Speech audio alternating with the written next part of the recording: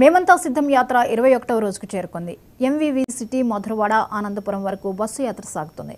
అనంతరం social media ప్రతినిధులతో CM Jagan ముఖాముఖి నిర్వహిస్తారు.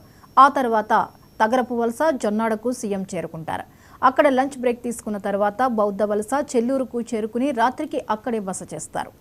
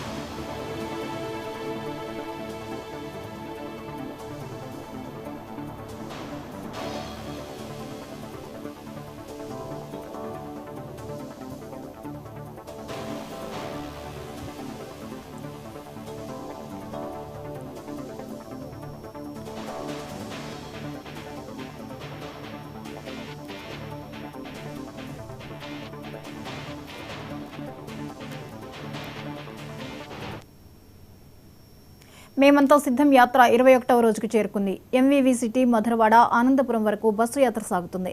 అనంతరం సోషల్ మీడియా ప్రతినిధులతో సీఎం జగన్ ముఖాముఖి నిర్వహిస్తారు. ఆ తర్వాత తగరపు వలస జొన్నాడకు సీఎం చేరుకుంటారు. అక్కడ లంచ్ బ్రేక్ తీసుకున్న తర్వాత బౌద్ధ వలస చెల్లూరుకు చేరుకుని రాత్రికి అక్కడే బస చేస్తారు.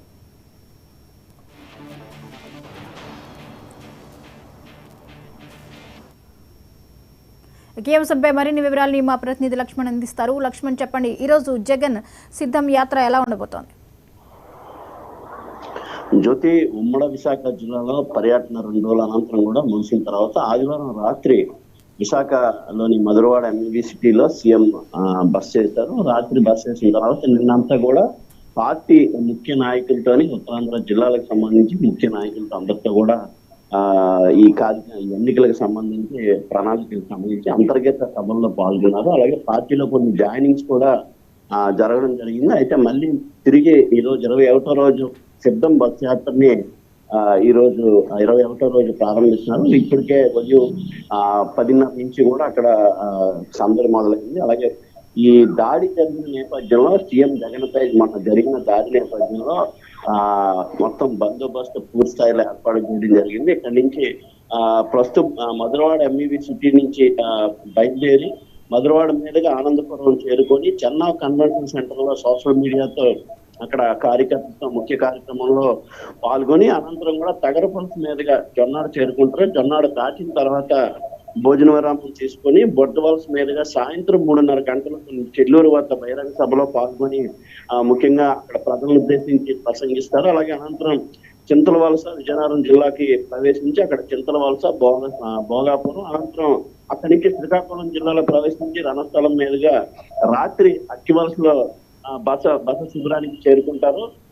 ఈ నేపథ్యంలో మొత్తం ఈ 2 రోజులు ఉమ్మడి జిల్లా విశాఖలో పార్టీ శ్రేణులు కూడా బస్ యాత్రకి వైఎస్ జగన్మోహన్ రెడ్డి బస్ యాత్రలో మొత్తం పార్టీ శ్రేణిలో కొత్త ఉత్సాహం పెరిగిందని చెప్పాలి. ముఖ్యంగా ఉత్తరాంధ్ర జిల్లా అంటేనే టీడీపీ పంచుకోవడంగా చెప్పుకుంటారు. ఈ నేపథ్యంలో బస్ యాత్ర చేయడంతో కొంతవరకు పార్టీ శ్రేణిలో కొంచెం ధైర్యంగా ఉన్నట్టుగా కూడా చెప్తుంది. ఎన్నికలకు సిద్ధం కావాలని ముఖ్యమంత్రి వైఎస్ జగన్ రెడ్డి మొత్తం కూడా వాళ్ళకి ఆదేశించడం జరిగింది. అలాగే టీడీపీకి సంబంధించి విశాఖలో గత ఎన్నికల్లో 4 సీట్లు కూడా సిటీలో టీడీపీ గెలవడం జరిగింది.